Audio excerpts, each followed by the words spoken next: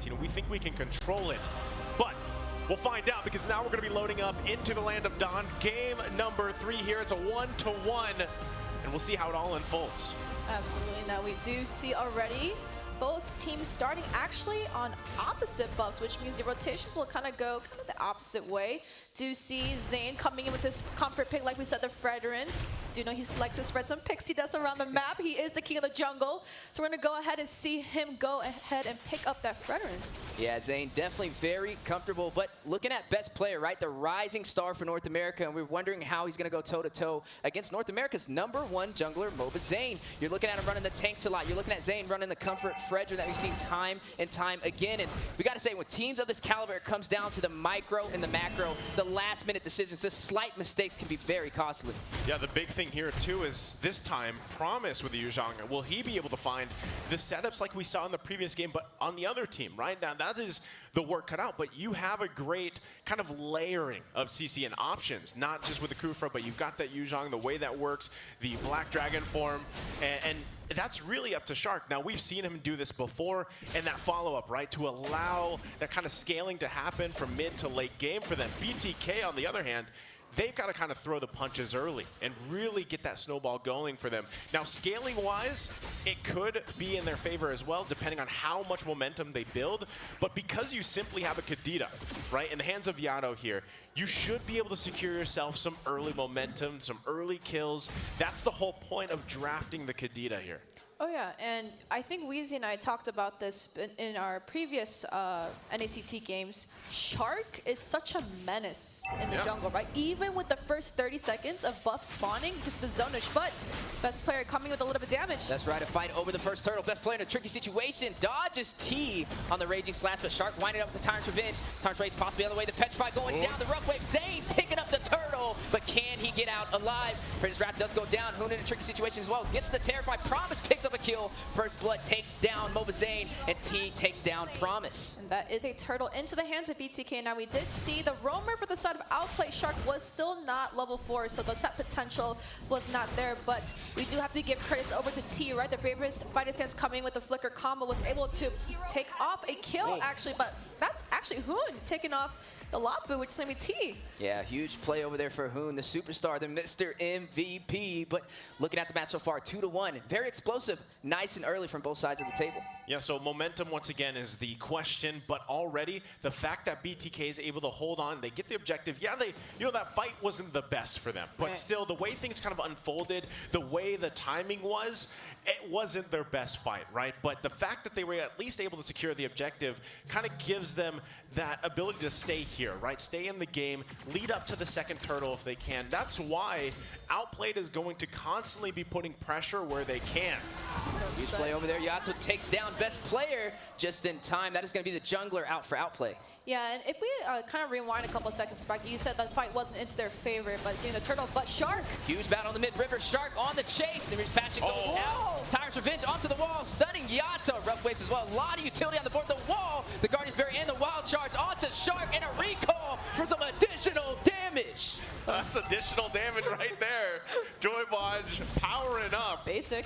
Is going to rush away, needs to get out. ISO on the chase, a madman, but look at best player. Fastest executions in. ISO in a tricky situation, needs to get out. Thorn Rose unable to hit the mark, but Zane joining the fight, trying to kite, trying to allow ISO to get away. He is able to get out of there alive. A great save from Zane. And that is a very tricky situation for Outplay. That is not kind of the rotation that you want. You did expect a kill, but not secured, but we do see neutral Jack Turtle coming in just about now. We do see the rotations coming in for BTK. It looks like Zane's going to go ahead and take his hand on it first, but Shark already doing a good job. Zoning out Joy Bodge on this Grok, but best player is going to rush in, is going to puncture into the turtle, but now facing the full team of BTK. Joy Bodge secures the turtle.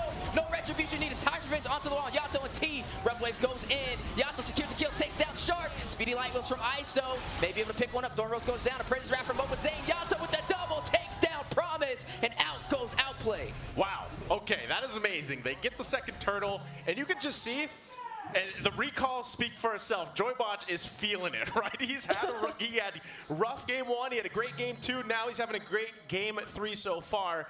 And also the setups he's able to find with this Grok, the wild charge, really allowing the rest of the team to shine here. This is what I said minutes ago. You draft a Kadena, you get this lead. He's 3-0-2 now for Yato. This is the best start that BTK could ask for with this lineup. And they are securing that lead, right? We do see a 2K gold already into the hands of BTK, but I also want to point out Joybotch didn't do so great, didn't show the best potential that he has as a roamer in that first game with that Kaja, but now you see in the games and like these ganks so fast, so tight. But look at bot side right now, the rotations coming in from BTK. Yeah, you're seeing both teams getting very comfortable, starting to kind of elevate as we rise through this series. And I gotta say, Joybotch coming alive. He was looking a little shaky the first game, but the second half and the third game looking really strong. But now Joybotch rushing in, realizes 3 members of OUTPLAY down there, not the way he wants to go. Okay, this is the thing. OUTPLAY is gonna want to go ahead and contest. There's some action top side though. Yeah, huge play top side. The stun onto Promise. Bravest Fighter Raging slash Boba Zane for some additional damage. Promise with the Black Dragon able to escape, but this will create the opportunity for BTK to secure that first turret. And that is an objective down for the side of OUTPLAY. So a good trade, I would say, for the side of BTK, but not so much for OUTPLAY. Petri has been used, but mid side is going to get a knock-up. Airborne, put him on a trampoline. Yato takes down Hoon, but look at Shark rushing in for some additional CC. Not able to hit the mark, though. And so far, a great game for BTK. 2 turtles up. All right, it's getting a little scary. Yato at this point still fighting for this turtle, right? Third one in the game. We'll see if they're actually able to secure it. Joybotch just 1 versus 2 at this point, feeling really good. It looks like BTK is going to go ahead and pull it out, start it, but OUTPLAY wants to get a position. They really don't want to give up 3 turtles to BTK as they battle it out. Yeah, a little battle inside of the turtle pit on the way. Thornrose does go out by best player who secures the turtle just in time and punctures away. That was a 3v1 retry right there. That was a beautiful retry picked up by best player coming in on this turtle, but we do still have to remember they could pick up these 2 neutral objective turtles, which is going to be the turtles and buffs and the creeps, but bot side looking like a little bit of setup here, trying to look for a trade right here. And Shark gonna go ahead and wind up, possibly check the push, knocks up Joybotch, but is gonna be surrounded by 3 members of BTK. 3v3 on the bottom side. Oh, they're still going. On the way, fight not over. Done. Best player joining the party is gonna go ahead and continue his farm, but neither side gonna find any casualties. All right, that was a great defensive deciding moment for BTK because it could have been way worse, right? They still have to hold on here though, because look at best players. You're gonna try to cut them off, put some pressure. Keep Joybotch quite low. Here comes Mobazane to help him out, though. Yeah, Mobazane definitely joining the fight. Realizes we cannot lose this turn. We are up on the map right now. It is bleeding red, but on the top side, Promise versus T, the 1v1 is a shot. That's enough to keep Promise alive, and he is going to be able to get out without falling. Not falling, but the objective is still into the hands of BTK. Took down 2 turrets on that top side. Only left with their high ground base turret for the side of OUTPLAY. Now, they do need to make some decisions, right? They can either go ahead and be a little bit aggressive, but they do know they're kind of on the back end right now, right? They don't have the objectives and the turrets into their favor, and they do know the fight that they can take is up to them. But here we go. Yeah, really, OUTPLAY doesn't have much space to work with. They got no turrets so far. Oh, they're going to initiate, though. Huge wild charge with the Petrify. The trampoline from the airborne knockup. ISO finding a kill, takes down Shark. Moon trying to get away alive, but Yato shutting him down, unstoppable. That is a shutdown coming in, but we're going to do it. The thing is with OUTPLAY, right? Even though things aren't into their favor, they try to reset everything and him be like, hey, we're gonna take a step back, we're gonna try again, rework these rotations, rework these fights, and we've seen it in the previous NACT seasons as well, right? BTK kind of has the upper edge, but they flip it right away. This is the thing, Bloodthirsty Kings, you know, they live up to their name for a lot of time. They're out for blood here, especially when they have the momentum, right? And T do an amazing job. There's not much Shark can do here. Turret after turret is gonna be claimed from BTK. All the while, they set up for positioning for that Lord take.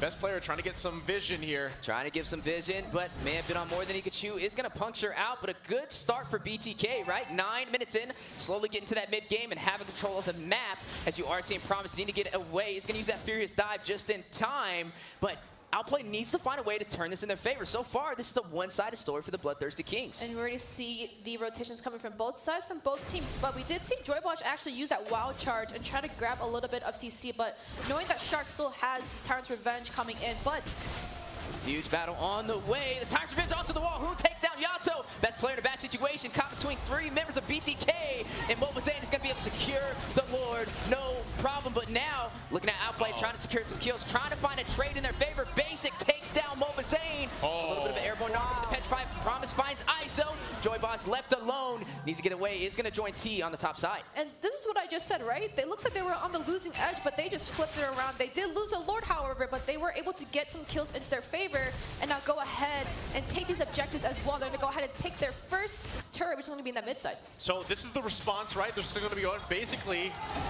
Be taken down. T secures that kill. Is going to get a stun as well. Promise trapped by the Guardian's barrier on the run. T on the chase as well. Out for blood. Living up to the name, the Bloodthirsty Kings, as you are seeing best player. Phantom's execution into the orange buff and away to the base. But look at the zonage from BTK. Absolutely. The top side, though, however, who's going to go ahead and get his hands on that Lord to go ahead and try and defend. But did you see how much pressure BTK just put towards the jungle side of Outplay? He really had to get out, but mid side. It is a huge battle on the way. Huge objective. Falling. ISO taking the turret. T rushing in with the frontline presence. Stun in the full commitment, knocking him airborne. T takes down Shark, but look at Outplay. Rushing in, trying to defend the tier 2 turret. Can they do it? Yes, they can, but the map is bleeding BTK. This is a great, kind of back and forth what we're seeing from both teams. BTK, they might have lost, that last Lord fight that they had, but really it was just the numbers advantage that Outplay had. So now they're still going to go ahead and knock on these turrets, knock them down, trying to get the space advantage, and it's up to Outplay to really respond from this. They should be able to hold on to these base turrets for now, and about a minute and a couple seconds away, they're going to have to deal with the Lord, right? They don't want to just give that one away because they have fight in them. You can actually see it when they're skirmishing, when they're sometimes even full-out team fighting. They have the capability to actually contest these objectives. The biggest problem for them, because they only have one turret this entire game, is they don't have space to move with. And so that's what Outplay has to fight for. And if that's finding a setup, a pickoff, if they can, that's best case scenario. But the biggest problem is right there, bottom right of your screen, it's Yato. The Kadita is a huge threat, especially to someone like Basically who still needs time to build up here. And that's why you see them so crowded together, right? This is their form of just kind of the ultimate bonding experience. They're sticking together here. Absolutely. And now the thing is, you have to work together as a team. Now Outplay, when it comes to this draft, you do have to fight as a team, but Shark just got caught out. With the wild charge knocked airborne, the Petrify going down. Hoon joining the fight. Shark able to get out of there alive. Yato takes down Hoon. Namir's passion from afar from Basic. ISO caught by best player, but now Promise the best player on the run. T takes down Shark with the killing spree. Shawance is activated. Yato. Promise may be able to take down Yato. Is going to use the run waves to get out of there. The knockup on to Promise, but look at best player. Tricky situation as well. Needs to escape. Joyboss and T. Fell to low HP. Best player pass in, takes down Yato. Punctures back through T and Joyboss, but T shuts him down for the mega kill. Promise and Joyboss and T fighting it out. 2v1. Promise, the king of Limestone. Can he sustain himself? The wild charge for the knockup. The Lifesteal is still there. He is still alive, and he furious dives out of there. Escape from T, but look at T. Look at the drive. Still rushing in. Basic? Both fighters fighting their lives out on the line, but Basic in the bush. Possible Lord still on the way. Needs to swap over. Could possibly get a little bit of a snipe first still, but look at Moon. Wraps around just in time. Zane has the retribution. T joined the fight. Ravens fighter, Rage Slash. Zane is going to go ahead and secure the turtle for BTK. Huge play. Basic takes down T. Zane takes down Basic to respond, but BTK claims the Lord. Not the best trade I would like to see. They did try to go for that Lord because, just like Nice said, you can't really. They don't want to really give up this Lord, but if they give up this Lord, they're going to lose so much potential here. Can I just say that is going back to the break point, pretty much the keys to victory for BTK. They slowed it down, right? They slowed it down. You're going to look at the replay here. That's what they had to do. The timing was great. It looked like OP would make it in time, but what a Guardian's barrier there to cut off Basic. He wasn't able to escape, and now they're marching in the base in the mid lane. Marching in the base, possibly trying to claim some real estate. ISO finds the turret. Yato taking down best player. The map has opened up for Outplay. What is happening right now? BTK, knock, knock. Who's there? Mobazain and the revamped team trying to claim Game 3. It looks like they are trying to go ahead and defend this. You are going to see huge play on the way. Huge invade Promise. from BTK. Promise, front line, trying to sustain himself, trying to stop BTK from claiming some more of these inhibitors. You are seeing Hoon on the bottom side, but look at BTK. Very comfortable right now. A little bit of that recall for that additional damage that we love to see, and down goes the top inhibitor turret. I love T. He just bravest fighter jumps in there and he just stands. He's like, come on, who wants it? So that again is how good BTK is feeling with this game. Number 3, they're total control here. Again, outplay at this point, 15 minutes in, 1 turret. Right now, the top side is holding on to about 1 hit away. They should be able to get that down, work around with it, but they got about 1.5 minutes to do something, right? Because next Lord's gonna come up here. They don't want to give that one up. And conceals are going to be used. They're just trying to scout around the map. This is what I was talking about advantage-wise. Now, let's take a quick look at the items here, Eunice. And we are looking at that 15-minute power spike. So we're kind of in that mid to late game, but this could go towards that late game. But we already see a lot of Immortalities being picked up by the side of BTK. Zane, one of that tank jungle needs to go ahead and be able to front for a lot. ISO also picking up the Immortalities. So we're going to see a lot of those long, sustained fights. And my question is, Weezy, can you breathe? Oh man, I'm trying, but they're making it very hard. But look, 15 minutes in, right? Officially getting to the late game. The respawn timers are getting higher and everything on the line, as you are going to see this Lord spawn in 40 seconds. The question is, how can Outplay find their momentum? They're a team that's been dominating the whole 2023 spring season, but now taking some losses, right? BTK able to find their rhythm, and if they keep this up, it may put Outplay on the back end. This is the time, you know, they have to, this is exactly what OP has to do. Move around the map together, scout things out the best way you can. If that's at the sacrifice of your conceal, then that's what you have to do, because if someone goes down, if someone gets picked off, especially from Yato, it's tough, right? The fact that you try to contest that next Lord, you cannot lose a member at this point of the game, so they're forced to stick together. They got to secure the buffs that they can here for best player, and then allow themselves to actually contest that Lord. You can see that's exactly what they're going to be doing. Basically, his positioning is crucial here. And if he can get into a setup the way that he needs to be, if Shark can find it, that's going to be huge. So already BTK controlling this side of the map, ISO making his way down too. Still, everybody has the green lights ready to go, and also the spells. Already some items being picked up too. Lord's going to be half health here. BTK taking it slow. Doesn't even matter too much about this about the gold, you know. Usually in that early game stage, you want to harp on who is most fed, is able to get the most amount of creeps. But right now, we're already into that mid to late game, so gold doesn't even really matter. You just want to see what you can get out of this, and knowing that Outplay right now is in the back end. But T, huge play on the way. The battle in the Lord pit. Yato Knock up. Yato rushing in. Shark is going to flicker away, but not same story for best player. T is going to shut him down. The jungler does fall for Outplay. Retribution into the hands of Mobazane to be able to secure this Lord. There you go. There was an attempt, but there was a forced initiation from BTK. They knew exactly what they had to do. Joybaj is massive this game, has not died, 12 assists for him. And that is crucial items being picked up for basically, because again, he wants to be able to survive those fights. If he gets in a bad situation, buy a little bit of time here. So they have to hold on. Outplay has to hold on to this mid lane, get rid of Lord, get rid of those charged up minions, marching down, holding on to one last turret of the base here. And they'll see. BTK might press the situation once again. That's right. Definitely knocking on the door, trying to find their way into the base. Crystal, BTK sitting strong. Lord crashing into the base as well. You are seeing the battle on the way. Can they close this out? Airborne knockup. Yato